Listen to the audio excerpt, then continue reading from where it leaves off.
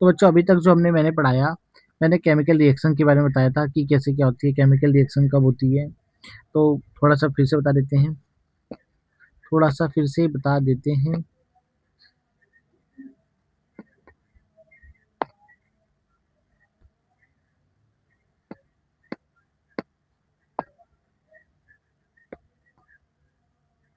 तो बच्चों chemical reaction and chemical equation में हमने पढ़ा केमिकल चेंज कब होता है। केमिकल चेंज जब केमिकल चेंज जब भी होगा तो नया प्रोडक्ट बनेगा, न्यू प्रोडक्ट बनेगा। ठीक है, और इरिवर्सिबल होता है बच्चों, इरिवर्सिबल होता है। और जब भी केमिकल चेंज होगा तो हमें ये 4-5 चीज़ें देखने को मिलती हैं, change in state, change in colour, change in aberration of gas, change in temperature और फॉर्मेशन ऑफ प्रेसिपिटेट। ठीक है, ये देखने को मिलती हैं। हम एक एक्टिविटी भी कराई गई जिसमें मैग्नीशियम के रिबन को ऑक्सीजन की प्रेजेंस में जलाया और मैग्नीशियम ऑक्साइड बनेगा। ठीक है, मैग्नीशियम ऑक्साइड बनेगा। बैलेंस नहीं कर रहा अभी मैं, इसे करूँगा थोड़ी देर बाद। अब होगा क्या, ये जो मैग्नीशियम फ्लेम जो मैग्नीशियम रिबन को मैं जला रहा था, ये कैसी फ्लेम देगा बच्चों, ये फ्लेम देगा डैजलिंग वाइट फ्लेम। ये एक नंबर का क्वेश्चन यहीं से आएगा। और ये जो मैग्नीशियम ऑक्साइड जो हमारा बनेगा पाउडर की फॉर्म में, जो निकलेगा जल के नीचे पड़ा होगा, वो वाइट पाउडर की फॉर्म में होगा, वाइट पाउडर होगा। कैसा होगा बच्चों, वाइट पाउडर होगा। ये देखो वाइट पाउडर है, दिख रहा है बच्चों। यहाँ से आपकी एक्टिविटी ये वाली क्लियर हो गई। और एक एक्टिविटी यहाँ पर देखो, इन्होंने जिंक ग्रेन्यूल्स लिए और डाइल्यूक सल्फ्यूरिक एसिड में मिला दिए, H2SO4 में जिंक ग्रेन्यूल्स मिला दिए, और जिंक ने H2 को रिप्लेस कर देगा और अपना जाके सॉल्यूशन बना लेगा, खुद का सॉल्यूशन बन जाएगा और हाइड्रोजन गैस निकाल देगा। आप देख पा रहे हो हाइड्रोजन गैस निकलते हुए, यहाँ पर लिखा भी है एवोल्यूशन ऑफ गैस। ठीक है, तो ये जब भी ऐसी रिएक्शन होंगी, ऐसी चीज़ होंगी, तो हम कह देंगे केमिकल रिएक्शन में, केमिकल चेंज में केमिकल रिएक्शन हुई है। केमिकल रिएक्शन को ही हम केमिकल इक्वेशन भी कह सकते हैं। केमिकल रिएक्शन को लिखने का एक फॉर्मेट होता है, उसे केमिकल इक्वेशन कहते हैं। ठीक है, केमिकल इक्वेशन कहते हैं represent of chemical reaction with the help of chemical equation. बच्चों उतार लेना, जितना मैं लिखवा रहा हूँ उतना समझ लेना, इससे ज़्यादा कुछ बाहर से नहीं आने वाला।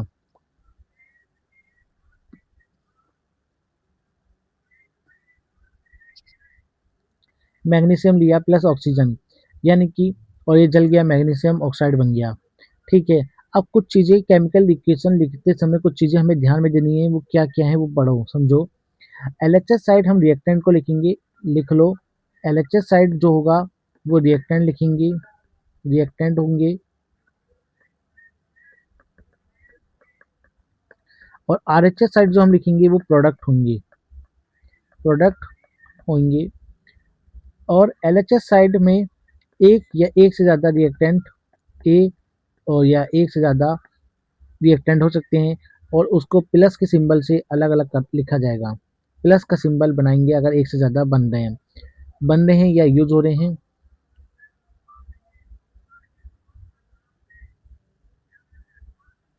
ठीक, अरे प्रोडक्ट साइड में भी बिल्कुल सेम ही होगा, अगर एक से ज़्यादा बन रहे हैं तो प्लस का सिंबल आएगा, प्लस का सिंबल आएगा। ठीक है, तो मैं इधर रिएक्टेंट के लिए डेफिनेशन लिखता हूँ, the compound which undergo for chemical reaction are called reactant. हमें क्या कहेंगे, रिएक्टेंट कहेंगे। जो कंपाउंड हमारा केमिकल रिएक्शन में जाएगा उसे केमिकल रिएक्शन कहेंगे। जो प्रोड्यूस होगा, इधर लिख लेना produce, the chemical compound which is produce in the chemical reaction is called the product, is called the product. जो प्रोड्यूस होगा उसे क्या कह दिया गया, प्रोडक्ट कह दिया गया बच्चों। राइटिंग ए केमिकल इक्वेशन, एक केमिकल इक्वेशन को लिखते समय 4-5 चीज़ें, 6-7 चीज़ें ध्यान में देनी है, 4-5-6-7 चीज़ें ध्यान देनी ही देनी है। पहली पॉइंट है कि मैं केमिकल इक्वेशन को, केमिकल रिएक्शन को, केमिकल इक्वेशन बनाते समय उनके सिंबल का सही से यूज़ करूँगा। उनके सिंबल का सही से यूज़ करना है आपको, ठीक है। पहला उनके सिंबल आपको याद करने हैं। दूसरा रूल होता है कि रिएक्टेंट को एलएचएस साइड और प्रोडक्ट को आरएचएस साइड ही रखना है। और अगर आपको इनकी स्टेट याद है, इनकी स्टेट याद है तो वो भी लिखनी है। जैसे गैस होगी तो गैस, लिक्विड होगी तो लिक्विड, सॉलिड में होगा सॉलिड, एक्वा में होगा तो एक्वा सॉल्यूशन एक्वा लिखोगे, ठीक है बच्चों। स्टेट आपको लिखनी है। तीसरी, लिखते समय ध्यान में आपको क्या रखना है, ध्यान में रखते समय आपको बैलेंस लिखनी है। रिएक्शन पूरी बैलेंस होनी चाहिए। बैलेंस क्यों होनी चाहिए? क्योंकि मास can neither be created nor be destroyed, यानी कि डोंटल ऑटोमिक थ्योरी में, डोंटल ऑटोमिक थ्योरी जो 9th क्लास में आपकी थी, उसके अनुसार ही हमें एटम के nether be created nor be destroyed होना चाहिए। तो एटम जितना रिएक्टेंट साइड होगा उतना ही प्रोडक्ट साइड भी होना चाहिए। ये 4-5 चीज़ें जो मैंने बोली उन्हें आपको ध्यान में रखना है। बाकी बीच में जो भी आएंगी वो भी बताऊंगा मैं। और एक एक चीज़ होती है कि एरो का साइन होना चाहिए बीच में, रिएक्टेंट और प्रोडक्ट के बीच में, रिएक्टेंट एंड प्रोडक्ट के बीच में एरो का साइन होना चाहिए, ठीक है। तो आपने मैंने क्या बताई कि केमिकल इक्वेशन को लिखते समय रूल क्या होने चाहिए, हमें सिंबल यूज करने हैं, स्टेट यूज करनी है, हमें रिएक्शन को बैलेंस करना है और एरो का ध्यान रखना है, ठीक है। दो तो पॉइंट यहाँ से भी बने हैं आपके, रिएक्टेंट एलएचएस साइड होगा, प्रोडक्ट आरएचएस साइड होगा, ये भी आपको ध्यान में रखना है। अब बच्चों जैसा कि मैंने तुम्हें बोला था, मैं रिएक्शन को बैलेंस नहीं कर रहा, रिएक्शन को बैलेंस नहीं कर रहा, तो ऐसी रिएक्शन जो अनबैलेंस है, जैसे कि आप देख पा रहे हो यहाँ पर ऑक्सीजन कितने हैं बच्चों, ऑक्सीजन प्रोडक्ट साइड 1 है, रिएक्टेंट साइड 2 हैं। जितना मैं समझा रहा हूँ बच्चों, इससे अच्छा कोई नहीं समझाने वाला, बने रहना। अब देखो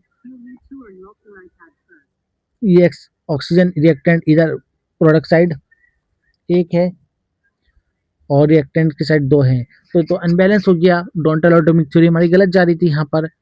तो हम क्या करेंगे बच्चों, हमारे पास काम है इसे बैलेंस करना, यानी कि अनबैलेंस रिएक्शन पहले लिख लो। The unbalance reaction is called skeleton reaction. Skeleton chemical reaction equation कहलाती है, रिएक्शन कहलाती है।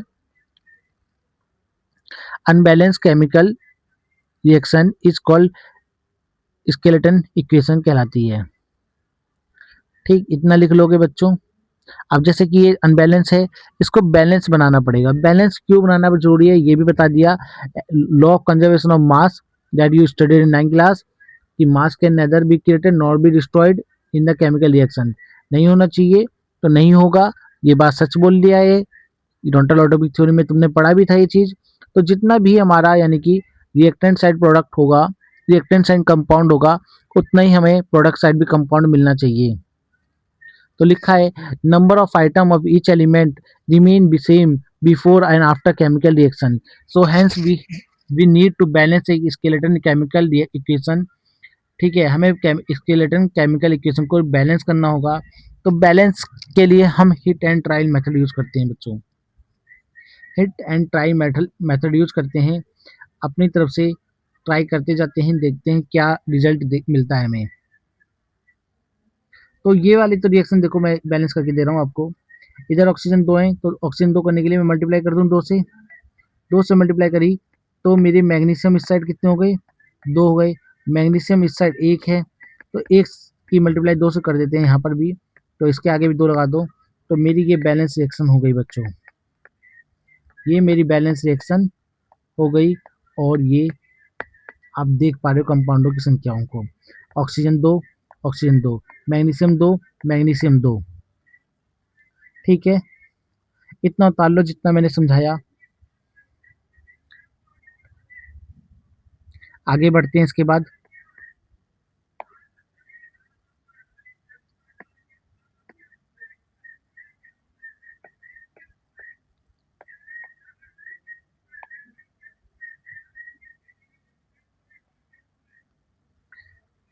बैलेंस केमिकल इक्वेशन एक बैलेंस करके मैं दे रहा हूँ आपको। ये वाली रिएक्शन देखो, ये वाली रिएक्शन देखो। मैंने सबसे पहले रिएक्टेंट साइड, प्रोडक्ट साइड और कंपाउंड को लिस्ट यहाँ बना लूंगा।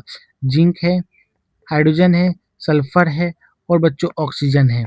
रिएक्टेंट साइड कितने हैं, जिंक कितना है रिएक्टेंट साइड, देखो इस एक है इधर, कंपाउंड का पूरा नाम एक वो होगा, एटम पूरा एक है। हाइड्रोजन कितने हैं यहाँ पर देख पा रहे हो, हाइड्रोजन की मल्टीपल हो रखी है 2, यानी कि हाइड्रोजन 2।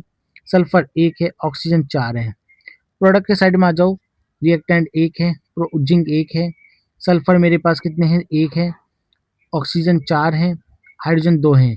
क्या ये बैलेंस है, देखो सारे के सारे जितने रिएक्टेंट में है उतने क्या प्रोडक्ट में भी हैं, तो आप बोलोगे भैया हाँ दोनों बराबर हैं, तो ये मेरी क्या, ये रिएक्शन मेरी बैलेंस है, ये रिएक्शन मेरी बैलेंस है, बैलेंस रिएक्शन है, हमें कुछ नहीं करना।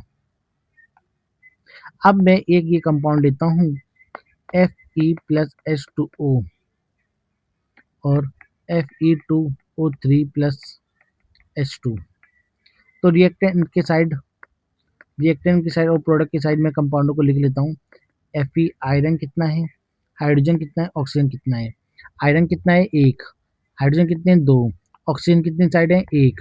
अब मैं प्रोडक्ट साइड आ जाता हूँ, तो आयरन कितने हैं, 2, ऑक्सीजन कितने हैं, 3, हाइड्रोजन कितने हैं, 2। हाइड्रोजन तो मेरा बैलेंस है, तो मुझे हाइड्रोजन को नहीं छेड़ना। रिएक्टेंट की साइड 2 से मल्टीप्लाई कर लें, तो ये 2 से मल्टीप्लाई हो गई, यानी कि मेरा आयरन भी मेरा बैलेंस हो गया बच्चों, आयरन भी बैलेंस हो गया। अब मैं अगर 3 से मल्टीप्लाई करता हूँ यहाँ पर, तो मुझे पूरे कंपाउंड में 3 से मल्टीप्लाई करनी पड़ेगी, यानी कि मेरे हाइड्रोजन की संख्या बदल जाएगी, हाइड्रोजन की संख्या हो जाएगी 6, हाइड्रोजन की संख्या हो गई 6, ऑक्सीजन की संख्या तो बैलेंस हो गई, तो मुझे रिएक्टेंट साइड यानी कि यहाँ पर भी 3 से मल्टीप्लाई करनी पड़ेगी। प्रोडक्ट साइड बच्चों हाइड्रोजन की मल्टीप्लाई कर दी मैंने, तो मुझे क्या मिल रहा है, 2Fe, 1H2O, यहाँ पे 3 से मल्टीप्लाई हुई थी, Fe2O3, और इधर 3 से मल्टीप्लाई हुई है हाइड्रोजन के लिए। हाइड्रोजन मैच करो सबसे पहले, 3 दूनी 6, 6, 3 एकम 3, 3, Fe 2 है, ये 2 है, ये रिएक्शन मेरी बैलेंस हो गई बच्चों, ये रिएक्शन मेरी बैलेंस हो गई। क्या बिल्कुल सही है, नहीं, इनके इन्होंने आगे भी बढ़ाई है क्या, 4, मेरी क्या 4 ही है, मेरी 3 है, मेरी 3 है, तो 3 दूनी 6, मेरी भी तो बैलेंस ही जा रही है।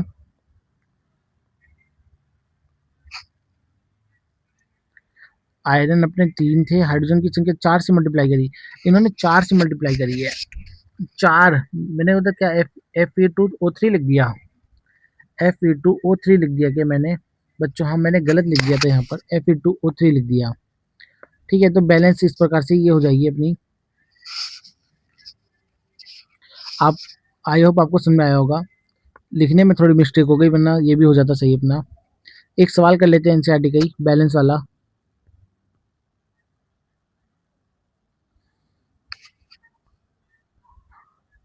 4 से 5 वीडियो में चैप्टर पूरा खत्म कर दूंगा मैं ये, देखो बच्चों सवाल को देखते हैं, जूम नहीं करता ज़्यादा वरना ये हो जाएगा। सवाल को करते हैं, रिएक्टेंट और प्रोडक्ट साइड पहले कंपोनेंट को लिखेंगे, hydrogen, nitrogen, oxygen, calcium. Hydrogen कितने हैं, हाइड्रोजन इधर मुझे दिख रहे हैं भैया, इधर 2 हैं, इधर 1 है, यानी कि 3 है। ऑक्सीजन कितने हैं, हाइड्रोजन इधर कितने हैं, 2, और नाइट्रोजन कितने हैं, नाइट्रोजन भैया मुझे यहाँ पर दिख रहे हैं 1, इधर दिख रहे हैं 2। कैल्शियम कितने हैं, कैल्शियम मुझे इधर 1 दिख रहा है, वहाँ पर भी मुझे 1 ही दिख रहा है। ऑक्सीजन कितने हैं, यहाँ पर 3 और 2 इसके पास, बाहर ब्रैकेट लगाए, 2 मल्टीप्लाई में लगाए, तो यानी कि 2 उधर है, 3 उसके पास है, तो 5 ये हो गए। इसके पास कितने, 6, और एक यहाँ पर है 7, 7 ये हो गई। अब बैलेंस किसको करना है, बैलेंस आप देख पा रहे हो 3 कंपाउंडों को तो बैलेंस करना ही है, एक तो बैलेंस ही बैलेंस है। तो बच्चों सबसे पहला काम होगा, नाइट्रोजन को बैलेंस कर देते हैं, नाइट्रोजन को बैलेंस कर देते हैं। ऐसा क्यों बोल रहा हूँ बच्चों, क्योंकि यहाँ पर जो हाइड्रोजन है वो 2 जगह है और ऑक्सीजन भी 2 जगह है, अगर मैं कहीं पे भी मल्टीप्लाई करता हूँ तो मेरा गलत चला जाएगा, यानी कि मुझे पता नहीं चलेगा 3, मैं 2 से मल्टीप्लाई कर रहा हूँ तो दोनों कंपाउंडों में लिख दूँ या एक कंपाउंड में लिखूँ, तो ये दिक्कत दे जाएगा। पहले नाइट्रोजन को बैलेंस कर लो, इधर 2 से मल्टीप्लाई कर लो बच्चों। तो यहाँ पर मैं देख पा रहा हूँ मेरे हाइड्रोजन की संख्या चेंज हो जाएगी। हाइड्रोजन हो गए मेरे 2 और 2 4, हाइड्रोजन मेरे हो गए 4 और ऑक्सीजन मेरे 6 और 2 8, ऑक्सीजन मेरे हो गए 8, ऑक्सीजन मेरे हो गए 8 और ये मेरे हो गए। अब मैं अपने प्रोडक्ट साइड हाइड्रोजन को बैलेंस करता हूँ, 2 से मल्टीप्लाई कर लेता हूँ, 2 से मल्टीप्लाई कर दी। हाइड्रोजन कितने हैं अब, 2 दूनी 4, 4 हो गए हाइड्रोजन, ठीक है, हाइड्रोजन बैलेंस हो गए, ये बैलेंस पहले से ही है। और मैं देख पा रहा हूँ कि यहाँ पर मैं ऑक्सीजन की संख्या मेरी बढ़ गई, 2 इधर बढ़ गई, 3 दूनी 6, यानी कि ये मेरा 8 हो गई, ये मेरे 8 हो गई, ये भी बैलेंस हो गया, ये भी बैलेंस हो गया, ये भी बैलेंस हो गया, यानी कि रिएक्शन मेरी बैलेंस हो गई। मैंने 2 मल्टीप्लाई यहाँ लिखा है, 2 का मल्टीप्लाई वाटर में लिख रखा है और मेरा बैलेंस हो गई रिएक्शन, मेरी रिएक्शन बैलेंस हो गई है बच्चों। इसके बाद जो हम करेंगे सवाल, एक और ये प्रैक्टिस करा देता मैं, इसके बाद मैं नेक्स्ट वीडियो में कराऊंगा एक बैलेंस इक्वेशन का फिर से।